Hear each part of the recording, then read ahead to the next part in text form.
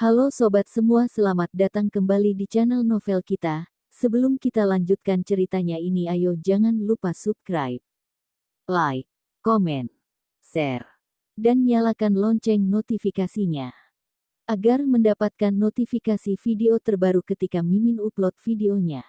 Istri yang dimanja, bab 204 sehelai rambut.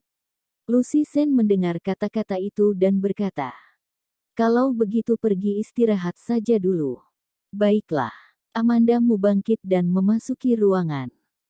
Ketika menutup pintu, dia melihat Lucy Sen menatap ponselnya dengan kepala tertunduk, alisnya berkerut.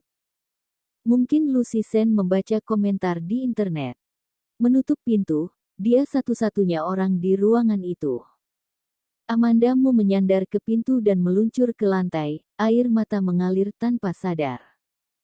Dia benar-benar tidak merasa sedih, hanya merasa sangat lelah. Sejak kecil, dia iri pada orang tua dan kerabat orang lain.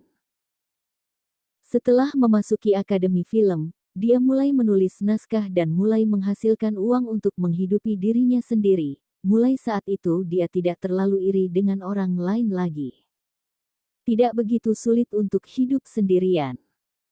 Kemudian dia menikah ke keluarga Mo. Meskipun Ricky Mo sebagai Charles Mo begitu lama, dia marah, tapi itu tidak mengalahkan kebaikan Ricky Mo padanya. Dia sangat membutuhkan kehangatan dan cinta. Karena dia tidak pernah memilikinya, begitu seseorang mendekatinya, dia tidak bisa menahan untuk mengulurkan tangannya dan memberikan seluruhnya kepada orang tersebut. Begitu perasaan terlibat, orang menjadi serakah. Namun, dalam hati Ricky Mo, dia bukan yang paling penting. Bukan yang paling penting. Dia membawanya untuk menguji Peter C. Ternyata di hatinya, dia bisa digunakan untuk sesuatu yang bahaya. Semalaman, Amanda tidak tahu bagaimana dia tertidur dan bagaimana dia terbangun. Namun, setelah satu malam berlalu, Amanda sudah lebih membaik. Masalah sekarang ini memiliki dampak besar pada dirinya. Dia akan memasuki industri hiburan sebagai penulis skenario. Tapi sekarang ada julukan "orang ketiga" untuknya. Bahkan jika nanti dia terkenal, ketika orang-orang itu menyebutnya, mungkin yang pertama mereka pikirkan adalah orang ketiga. Tapi dia tidak akan menyerah sebagai penulis skenario, juga tidak bisa mengakui bahwa dia adalah orang ketiga. Bagaimanapun, dialah yang menikah ke keluarga Mo. Dia mengeluarkan ponselnya dan melihat Weibo. Semuanya memarahi dia.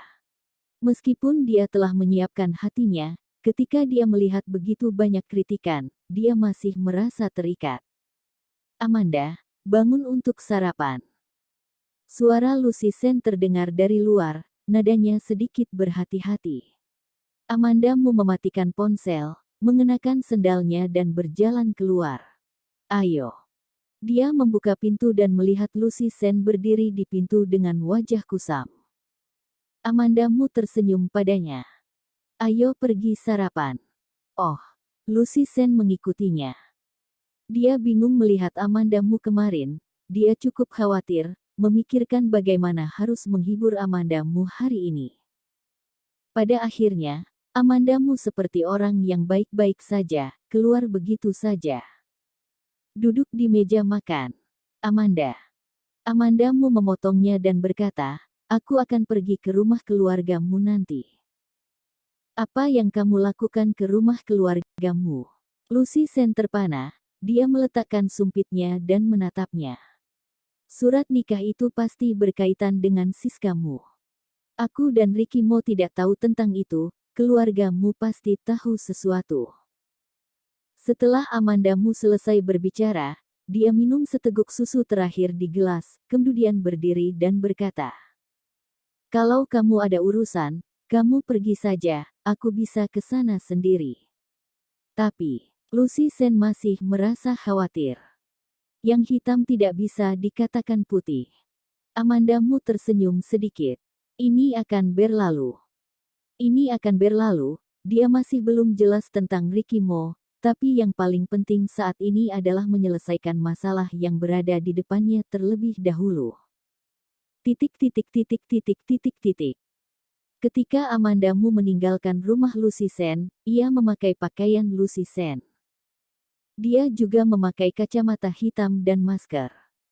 Ketika dia sudah berpakaian, dia melihat Lucy Sen yang wajahnya masih kusam. Amanda Mu menghiburnya.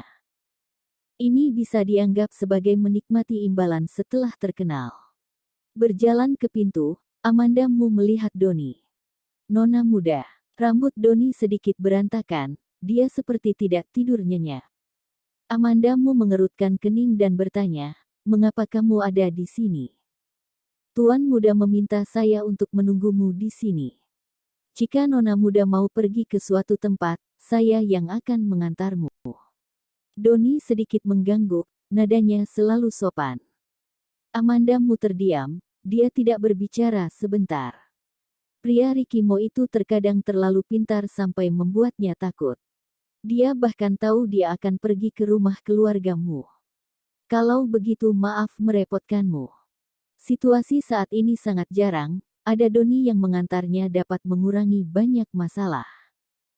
Setelah masuk ke mobil, Amanda Mu mengeluarkan ponselnya dan membuka Weibo. Beberapa pencarian panas yang terkait dengannya di Weibo telah dihapus, tidak ada bayangan yang terlihat. Bahkan postingan di forum utama tidak dapat menemukan posting tentang dirinya. Namun, masih ada beberapa screenshot halaman web dari konten pencarian panas yang dipasang di mana-mana. Awalnya saudara perempuan Nona Mu yang memiliki kontrak pernikahan dengan keluarga Tuan Mo, yaitu kakak dari Nona muda saat ini. Tapi yang akhirnya menikah adalah orang ketiga dari keluargamu.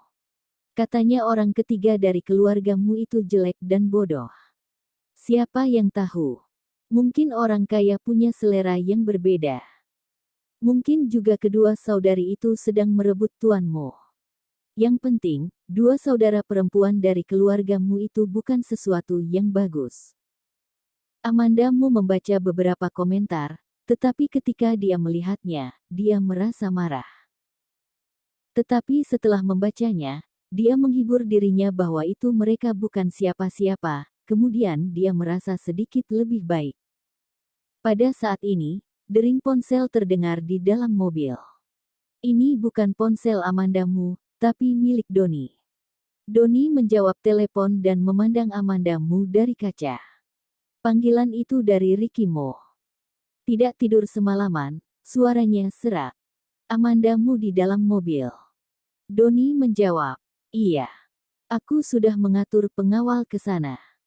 Perhatikan baik-baik, kalau dia kehilangan satu helai rambut, kamu tidak perlu kembali lagi." Suara Rikimo merendah, tidak ada ancaman yang terdengar dalam nadanya, tapi mendengarnya membuat Donnie keringat dingin di seluruh kepalanya. Mengerti. Tepat ketika menutup telepon, Donnie menemukan Amanda Mu memberinya selembar kertas dan menyerahkannya. "Apakah suhu AC terlalu tinggi? Kenapa kamu berkeringat?" Dia tidak kepanasan, dia takut. Detik berikutnya, Donnie sedikit terpaksa berkata, "Iya agak panas, terima kasih Nona muda." Segera tiba di pintu villa keluargamu. Dua mobil telah diparkir di depan villa. Amanda Mu penasaran siapa yang datang, dia melihat sekelompok pria berjas dengan pengawal turun dari dua mobil itu. Tampaknya dia mengenalinya. Seperti pria yang ada di villa Rikimo. Pengawal langsung datang ke Amanda Mu dan membuka pintu mobil untuknya. "Nona muda." Amanda Mu turun dari mobil. "Apa yang kalian lakukan di sini?" Para pengawal itu tampak sudah sepakat terlebih dahulu, serempak mengatakan, "Menunggu Anda." Petik 2 titik titik titik titik titik titik petik 2. Tiba-tiba Amanda Mu merasa mereka semua terlihat konyol. Pada saat ini, sekelompok wartawan tiba-tiba melompat keluar dari pepohonan di seberang jalan. "Halo, Nyonya Mu, boleh wawancara sebentar?" Bersambung.